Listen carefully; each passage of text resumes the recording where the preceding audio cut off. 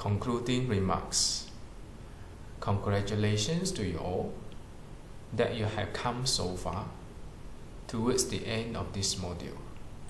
This module is Linkage User's Guide. You know that linkage is a niche topic which is not typically exposed to undergraduate students of civil engineering. Linkage will be useful for research purpose, especially for the researcher who are conducting testing in the laboratory. Therefore, it is more relevant to the postgraduate studies who are conducting testing in the lab.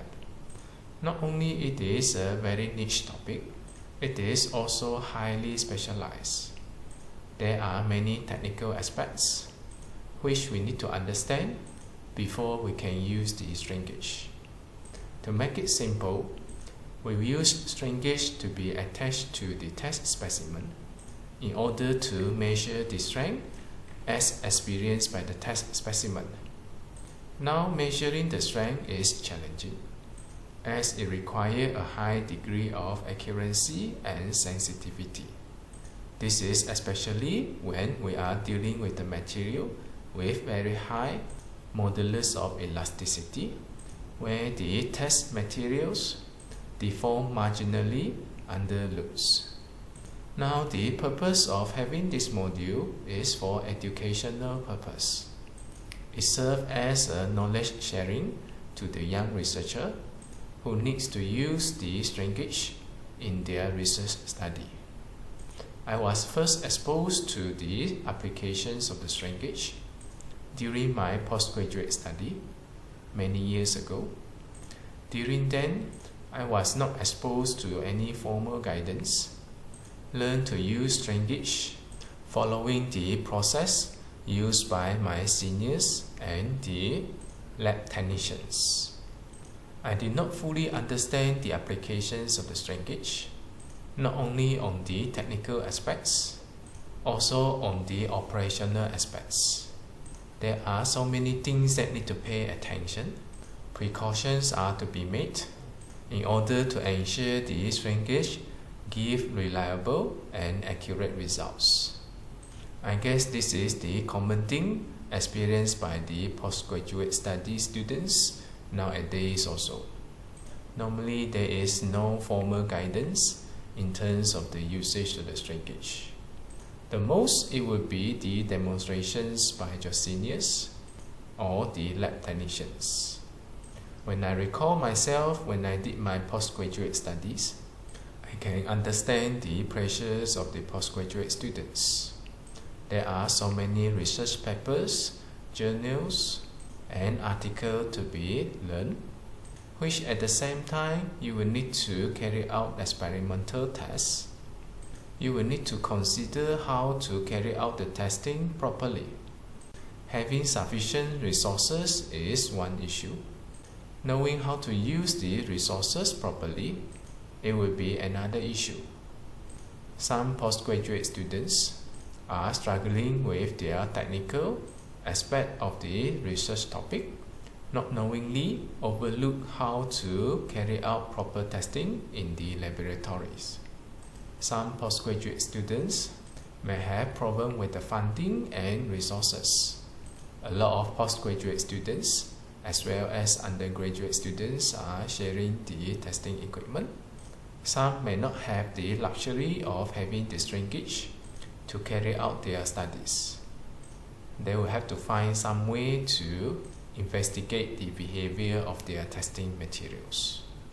Those who are lucky have the research grant to support their research work and manage to acquire linkages to make their studies better. Now the question is how to use the linkage properly. Where to start, where to acquire the relevant informations, and so on and so forth. With that, this module is produced as a knowledge sharing to those who really need to deal with linkage. At least I have something to offer as an encouragement to young researchers. Now in this module, we have covered quite a number of topics. we talk about the principles and the purpose of the strain gauge, the terminologies related to the strain gauge, the coding systems of the strain gauge. Please be informed that this coding system is based on the TML strain gauge. The reason being is my main references are from TML, and I was first exposed to TML strain gauge during my postgraduate study. I have been using the strain gauge ever since. Thus, I am more familiar with TML strain gauge. There may be other brands which I am not aware of at the moment. If you are using the other brands, the coding system might be different. However, the principle should be similar. This will not affect you from going through the module regarding the usage of the strain gauge as well as their applications. Only that if you are using the other brand, you may need to cross-check with the manufacturer for their own user manual. Next, we talk about the strain gauge type and selections, the adhesive for strain gauge, the type and selections of this adhesive, the coating material for strain gauge, the type and the applications of these coating materials. We also talk about the procedures of installing strain gauge, soldering wires, doing checking onto the strain gauge, installing the strain gauge on reinforcing bars, and also installing strain gauge on concrete or mortar.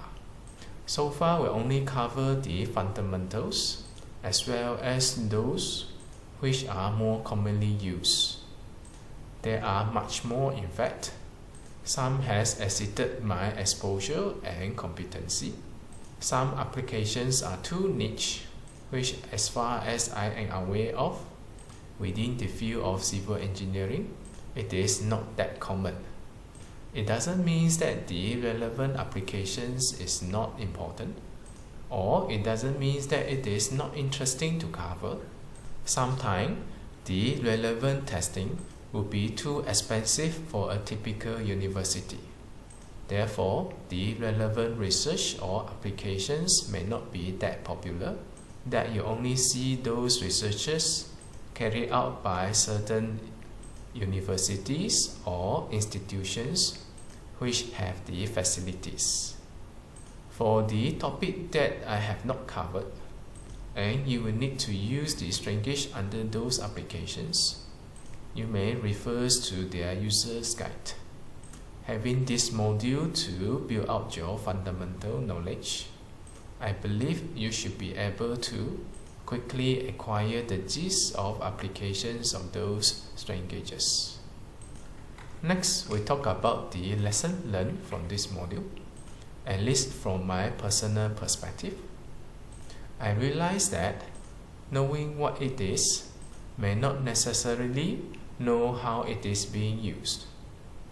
When I recall myself during my postgraduate studies, obviously I know the strain gauge. I thought I know how to use it properly, not realizing that I have done some mistake along the way. This brings me a lesson that I need to always stay humble, willing to learn, and grow my competency and knowledge on whatever that I am doing. So, knowing what it is may not necessarily know how it is being used. The second lesson that I learned from this module is that knowing how to use it is not similar to truly know to the bottom how to use it. I used strain gauge before. I thought I know how to use it. At least I know I'm better than the others that do not know what is strain gauge. At least I know what is strain gauge. At least I know how to install it and manage to install them and manage to acquire the data. Now the question is, do I fully know how to use it? Every single steps are properly executed? All the necessary precautions has been taken care of? This I never knew until I have gone through this module. During the preparations of this module, although it consumed some time, along the way I was so amazed to realize that I missed a lot of precautions and necessary steps while installing the strain gauge. There are so many technical aspects need to be considered rather than just simply applying the strain gauge. After going through this module, I myself learned a lot from it. Now is the third lesson that I learned from this module. I realized that a person can be quite overconfident when he have little to know regarding the matter. Looking at myself, I was so proud that I have the experience to deal with the strain gauge, that I was so lucky when I did my postgraduate studies, have the opportunity to join a wealthy research grant, having sufficient resources and funding to acquire strain gauge for the testing. I was also lucky to be in a university, having all the necessary facilities and equipment ready for the relevant testing. I was so proud to have relevant experience as compared to the others that may not have the similar opportunity as I had. Realizing not many know about the strain gauge, I was so confident that I knew strain gauge. I knew how to use strain gauge properly. It is only when I go through this module, realize that there is still a lot I do not know. There are so many mistakes that I have experienced without knowingly. Then I realized that this overconfidence is due to my lacking of the knowledge. That's why a person can be overconfident when he knows little about it. This again reminds me to be humble, to not stop learning, and not to be overconfident about myself. Now let us talk about my personal mistakes regarding the applications of the strain gauge. Probably some of you are also having the similar mistakes. It is okay, we learn from mistakes. Knowing our mistakes, we can improve in future. Now if you have already aware of those and have avoided your mistakes, congratulations to you that you are on the right track, and keep it up. Let me highlight a few mistakes which I can recall and brings me some impacts. First is about how to handle the strain gauge. After going through this module, I realized that there are much more professional ways to take out the strain gauge and put it in the right positions, to have the strain gauge attached to the test specimen by using the CN adhesive. I was not aware there is a method for me to totally avoid touching the gauge base. Although I know that I shouldn't have my finger to touch the sensitive part of the strain gauge, but while handling with the strain gauge, sometimes it is inevitable for me to touch the gauge base. I was quite amazed. There are ways to handle the strain gauge without even touching it.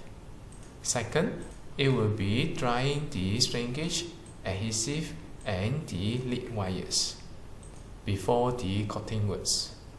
I know coating should be applied onto the strain gauge in order to prevent the moisture, but I was not aware that I need to air dry everything before applying the coating. Next is about handling the lead wires. When I recall myself, my lead wires always tangle up, not knowing there are more professional ways to deal with it. Also, I did not know that I need to provide a slight slack here while securing the lead wires. Nobody taught me that.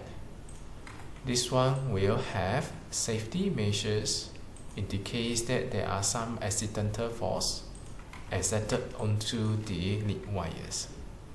I knew I need to do some checking in terms of the conditions of the strain gauge.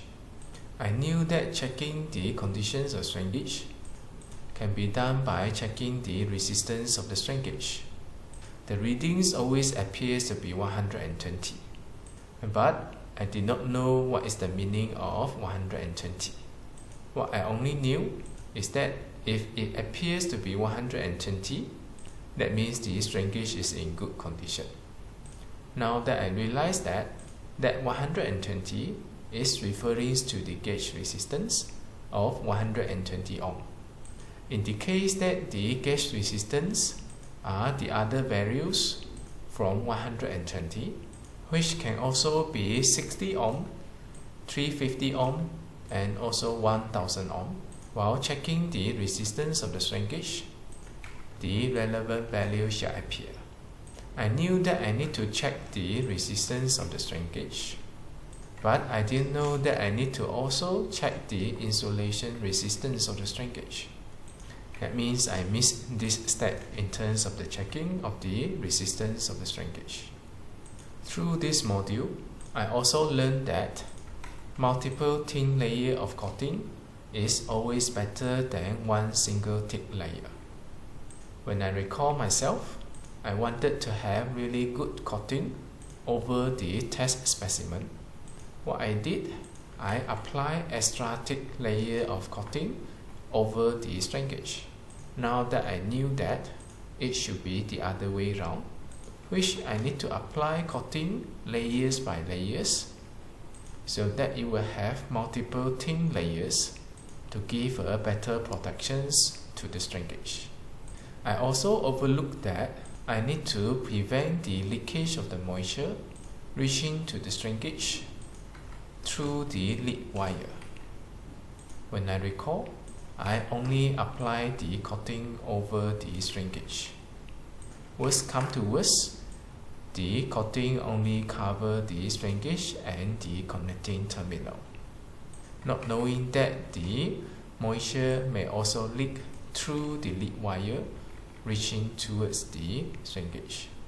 Next important learning as I go through this module is the grinding of the bar ribs. I did not know that we are not supposed to grind the longitudinal bar ribs, as this could influence the tensile capacity of the reinforcing bar. The right way should be grinding the cross ribs, as this will not impose any strength reductions in terms of the reinforcing bars. Also, I was not aware of the pre-coating, where PS adhesive may be used as the pre-coating in order to prevent the seepage of the moisture coming from the concrete to the underside of the strain gauge. Obviously, I did not use that. Luckily, all my testing were performed quickly after the installations of the strain gauge, and the surface conditions of the concrete materials that I'm testing was quite good, and all the testing was conducted indoors. I feel relief knowing about this, that the testing was not wrong. Of course, the best applications, it will always be with the pre-coating. This is especially when the testing is conducted outdoors. So far, I do not have any testing outdoors. It is good for me to know that there are differences in terms of the installations of the strain gauges for the testing indoors and outdoors. I guess this is the summaries of my personal mistakes dealing with the strain gauge. I feel happy for knowing those mistakes. If I do not know those mistakes, the relevant mistake will still happen. Not knowingly, the measurements is inaccurate, and this may affect my findings in my future research studies. I'm glad that I'm going through this module. Lastly is about my recommendations to all the postgraduate students who are using the strain gauges. Always update with the latest product of the strain gauge company or brand that you are using. Always read through the user's guide words by words so that you know the full procedures properly, and not to be overconfident that not knowingly you have performed mistakes and this may ultimately affect the accuracy of your measurements.